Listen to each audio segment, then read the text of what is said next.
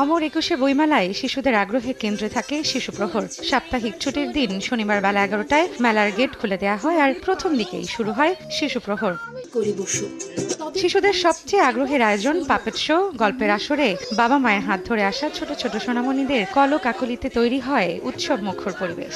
আমার Sisimpur puppet show দেখতে ভালো লাগে। সুন্দর সুন্দর বই কিনতে এসেছিলাম, এখানে বই খুঁজতে এসেছি। বইমেলা আসার জন্য অনেক আগ্রহ নিয়ে থাকি আমরা, এবং আসতে অনেক ভালো লাগে। বাচ্চাদের নিয়ে আসছে বইমেলার এই সিসিমপুর, এটা দেখার জন্য। নির্বাচন ও রমজানের ভিন্ন বাস্তবতায় এবার বইমেলা শুরু হওয়ায় পাঠক সমাগম কম হওয়ার শঙ্কা কাটছেই না লেখক ও প্রকাশকদের। অন্যান্য বছরের তুলনায় এবার পাঠক অনেকটাই কম। গতকালকে একটু রাশ হয়েছিল, বাট আজকে খুব একটা সাড়া পাচ্ছি না।